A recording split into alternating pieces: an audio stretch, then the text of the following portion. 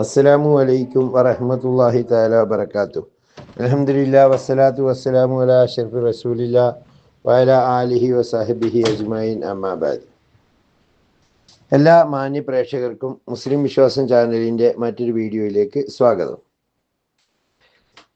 കഴിഞ്ഞ ദിവസം ഒരു ഉസ്താദ്, ഒരു ആലപ്പുഴയിലെ ഏതാണ്ടുള്ള ഒരു സുഹരി ഉസ്താദ്, നമ്മുടെ ഈ ആരിഫ് ഹുസൈൻ എന്ന് പറയുന്ന ഒരു എക്സ് മുസ്ലിം ഉണ്ടല്ലോ, നമ്മുടെ ഭാഷയിൽ പറഞ്ഞാൽ ഒരു മുർത്തദ്, വയനാട്ടുകാരനാണ്.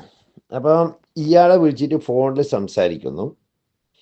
ഈ ഫോണിൽ സംസാരിക്കുന്ന സമയത്ത് അയാളോട് ചോദിക്കുന്ന ചോദ്യം, നിങ്ങൾ പറഞ്ഞു, അതായത് ആരിഫ് ഹുസൈൻ പറഞ്ഞു, ഇമാം മാലിക് റളിയല്ലാഹു അൻഹുവിൻ്റെ അൽ ഉമ്മ് എന്ന കിതാബിൽ നബിയെ കുറിച്ച് എന്തോ പരാമർശമുണ്ട്.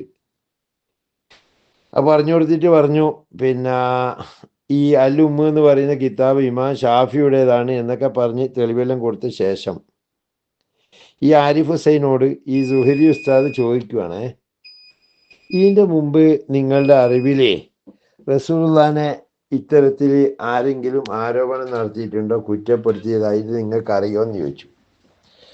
അപ്പോൾ ഇയാൾ പറഞ്ഞേ, ലോകത്ത് ഒരുപാട് പേര് പറഞ്ഞിട്ടുണ്ട്. അപ്പം ഇയാൾ ചോദിച്ചു, ആരാ പറഞ്ഞ? ഏത് ഇമാമുമാരോ ഏതെങ്കിലും നേതാക്കന്മാരോ ആരെങ്കിലും പറഞ്ഞു? ഇല്ല, ഒരു കുമാരൻ പറഞ്ഞു, ഒരു ബാബുരാജ് പറഞ്ഞു, ഒരു സജി പറഞ്ഞു.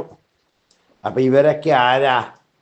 നിന്റെ തന്തയാണോ എന്ന് ചോദിച്ചിട്ടാണ് ചർച്ച അവസാനിക്കുന്നത് ലാസ്റ്റ്. കേട്ടപ്പോൾ രസകരമായിട്ട് തോന്നി.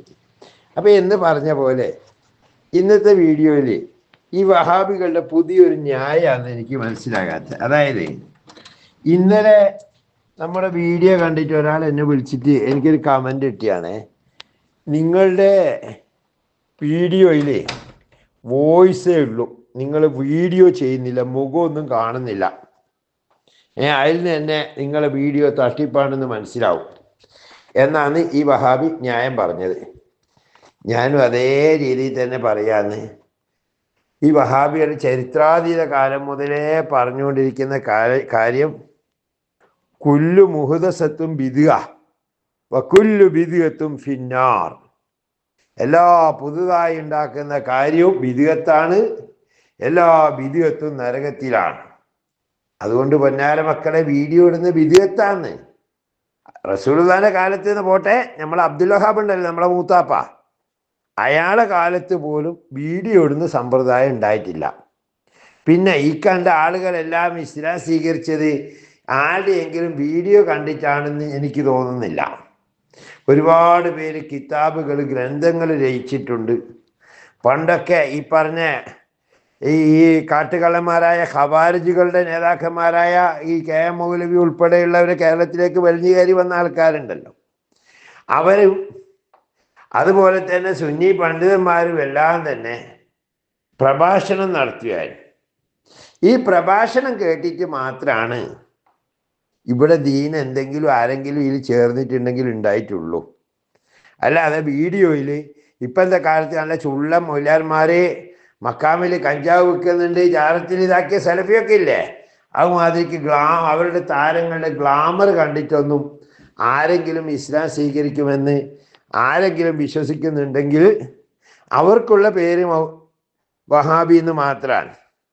അല്ലാതെ എല്ലാവരും വഹാബി അല്ല എന്ന കാര്യം തിരിച്ചറിയണം. ഇപ്പം നമ്മളൊന്നും വലിയ ഗ്ലാമർ താരങ്ങളായിട്ട് വീഡിയോ ചെയ്തിട്ട് ആളെ ദീനിലേക്ക് കൂട്ടേണ്ട ആവശ്യമുണ്ട് എന്നൊന്നും എനിക്ക് തോന്നുന്നില്ല. സുന്നിയൊക്കെ ആവശ്യത്തിലേറെ ആൾക്കാരുണ്ട്. ഈ ഖവാരിജികൾക്ക് മാത്രമേ എന്തുള്ളൂ. പിന്നെ ഈ പ്രവാചകന്മാരെ, അതുപോലെ തന്നെ അതിനുശേഷമുള്ള അലി റളിയല്ലാഹു അൻഹു ഉൾപ്പെടെയുള്ളവരെ കൊന്നുകളഞ്ഞ ഖവാരിജ് പ്രസ്ഥാനത്തിൻ്റെ കേരളീയ മുഖമായ മുജാഹിദിന്, അവർക്ക് ആളെ കൂട്ടാൻ ഒരുപക്ഷെ നല്ല നല്ല ഗ്ലാമർ താരങ്ങളും എന്താ പറയുക, നല്ല നല്ല വീഡിയോ ഒക്കെ ആവശ്യമുണ്ടാവും. സുന്നിയൊക്കെ അതിൻ്റെ ആവശ്യമില്ല എന്നാണ് വെപ്പ്. മനസ്സിലായല്ലോ? അപ്പം ഞാൻ പറഞ്ഞു വരുന്നത്, വീഡിയോ ഇട്ടില്ല പോലും. അതുകൊണ്ട് ഞാൻ വീഡിയോ, നമ്മുടെ യൂട്യൂബ് പിന്നെ വീഡിയോ തന്നെയല്ലേ ചെയ്യുന്നത്. ഞാൻ കരുതുന്ന എൻ്റെ വീഡിയോയിൽ എന്ന് പറഞ്ഞാൽ ഞാൻ പരമാവധി വോയിസ് ഓവറേ എടുക്കാറുള്ളൂ. കാരണം പരമാവധി യാത്രയിലും പല തിരക്കിലും വന്ന് ഇവരെ പോലെ ഇതിനു വേണ്ടിയിട്ട് വരുമാനം കിട്ടണം എന്ന് കരുതിയിട്ട് എന്താ പറയുക, ഈ ജനങ്ങളുടെ ഇടയിൽ ഫസാദ് വരുത്തിയിട്ട് വരുമാനം ഉണ്ടാക്കുന്ന സ്വഭാവമില്ലേ, അതെനിക്കില്ലാത്തത് കൊണ്ട് ഞാൻ അതിന് വേണ്ടിയിട്ട് സ്റ്റുഡിയോയോ അല്ലെങ്കിൽ ഏതെങ്കിലും പള്ളി മെമ്പറുകളൊന്നും അങ്ങനെ ദുരുപയോഗപ്പെടുത്താൻ ഉദ്ദേശിക്കുന്നില്ല. എനിക്ക് പറയാനുള്ള ഞാൻ വോയിസ് ആയിട്ട് തന്നെ പറയും. അതിന് വീഡിയോയിൽ എന്ന് പറഞ്ഞാൽ പരമാവധി അള്ളാഹിൻ്റെ കിതാബും പള്ളികളും അങ്ങനത്തെ ഒക്കെയാണ് വീഡിയോ കൊടുക്കുന്നത്. കാരണം എന്താണെന്നറിയോ, നിങ്ങൾക്ക് അങ്ങനെ അസൂയപ്പെടാൻ മാത്രം ഗ്ലാമറുള്ള ആളായിട്ട് നിങ്ങൾക്ക് തോന്നുന്നുണ്ടെങ്കിലും എനിക്ക് അങ്ങനെ തോന്നുന്നില്ല എന്ന് കൂട്ടിക്കോളൂ. മനസ്സിലായില്ലേ? അപ്പോൾ പറഞ്ഞു വന്നത്, ഇന്നിപ്പോൾ ബദരീങ്ങളുടെ ആണ്ടാണ്. ഈ ബദരീങ്ങളുടെ ആണ്ടിൻ്റെ അതേ ദിവസം തന്നെയാണ് ഈ ഖവാരിജ് പ്രസ്ഥാനക്കാർ, എന്നുവെച്ചാൽ നമ്മുടെ നാട്ടിലെ മുജാഹിദ് പ്രസ്ഥാനത്തിൻ്റെ അല്ലെ സലഫികൾ എന്ന് പറയുന്ന ഇവരുടെ മുൻഗാമികളായ ഖവാരിജിങ്ങൾ.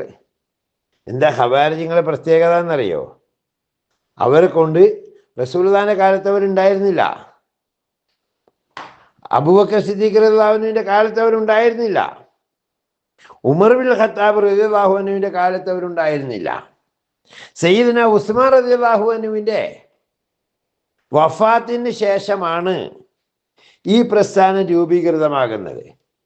പക്ഷേ അവരെ പറ്റി പരിശുദ്ധ ഖുർആൻ മുൻകൂട്ടി പറഞ്ഞു, ഖുൽ ഹൽ നുനബ്ബിയുക്കും ബിൽ അഖ്സരീന അഅ്മാല, അമലുകളെ കൊണ്ട് ഏറ്റവും പിഴച്ചു പോയവരെ ഞാൻ നിങ്ങൾക്ക് പറഞ്ഞു തരട്ടെ. അല്ലദീന, ഒരു കൂട്ടര്, വല്ല സയ്യുഹും, അവരുടെ പരിശ്രമം പാഴായി പോയിരിക്കുന്നു, ഫിൽ ഹയാത്തി ദുനിയ, ദുനിയാവിൽ. വഹും, എത്തരത്തിൽ, യഹ്സബൂന, അവർ വിചാരിക്കുന്നു, അന്നഹും യുഹ്സിനൂന സുന്ന, അവർ ഏറ്റവും നല്ല കാര്യമാണ് ചെയ്യുന്നത് എന്നവർ വിചാരിക്കുന്നു. അതാണ് ഈ ഖവാരിജികളുടെയും അവരുടെ പിൻഗാമികളായി വന്ന വഹാബികളുടെയും അവസ്ഥ. ഒരു വ്യത്യാസവുമില്ല. എന്തൊക്കെയാന്ന് പറഞ്ഞുതരാം. അതായത് ജനങ്ങളെ കാണിക്കുന്നതിൽ ദീന്, വഹാബികളുടെ ദീന് പോലെ തന്നെ. ഇവരുടെ താടി, ഖവാരിജികളുടെ താടിയെക്കുറിച്ച് പറയുന്നു, അവരുടെ താടി നെഞ്ചിൽ ഇഴയുമായിരുന്നു എന്ന്. അത്രമാത്രം നീളമുള്ള താടിയുള്ളവര്, രാത്രി മുഴുവൻ നിസ്കരിച്ചവര്, അവരുടെ ഖുർആൻ കേട്ടുകൊണ്ട് അള്ളാഹുവിനെ ഭയപ്പെട്ടാണെന്ന് തോന്നുന്ന വിധത്തിൽ അവർ കരയുമായിരുന്നു. ഖുർആൻ ഓതിയിട്ട് ഈ ഖവാരിജികളെ പോലെ കരഞ്ഞ മറ്റൊരു വിഭാഗം ഉണ്ടായിട്ടില്ല. പക്ഷേ വല്ല സയ്യഹും, അവരുടെ പരിശ്രമം പാഴായിപ്പോയി, അവരുടെ അമലുകൾ പാഴായിപ്പോയി എന്നല്ല പറഞ്ഞത്, അവരുടെ പരിശ്രമം. ഈ സയ്യിന് ഭയങ്കര അർത്ഥമുണ്ട് കേട്ടോ. അമലുകൾ എന്ന് പറയും പോലെ അല്ല, സയ്യ് എന്ന് പറഞ്ഞാൽ കഠിനാധ്വാനാണ്.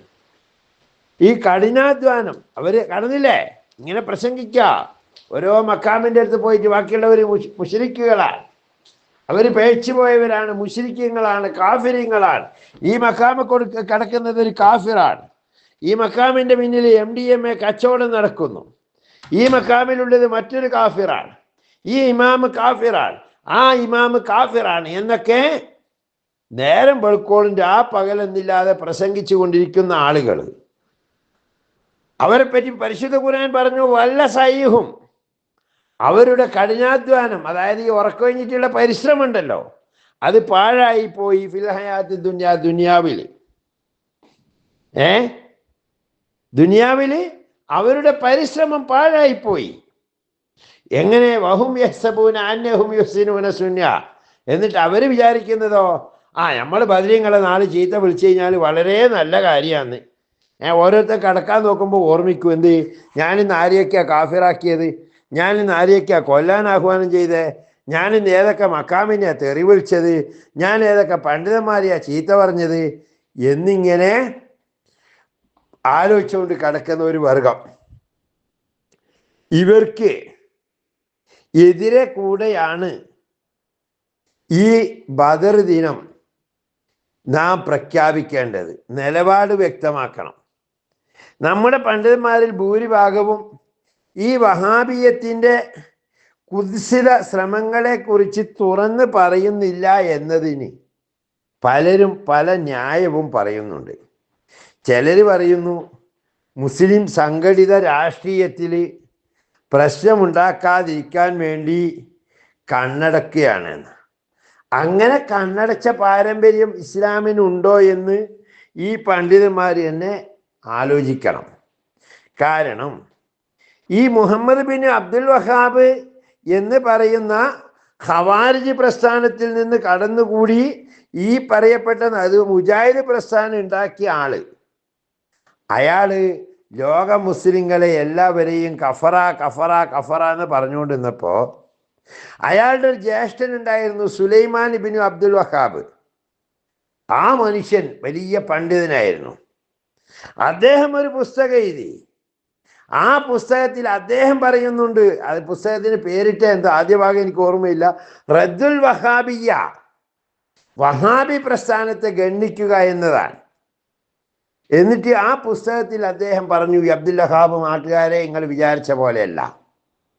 അവനിങ്ങനെ ഈ എൻ്റെ അനിയനാന്ന് പറഞ്ഞിട്ട് കാര്യമില്ല, ഓനിങ്ങനെ മറ്റുള്ളവർ കാഫിറാന്ന് പറഞ്ഞ് നാട്ടുകാരെ പറ്റിച്ചുകൊണ്ടിരിക്കുകയാണ്.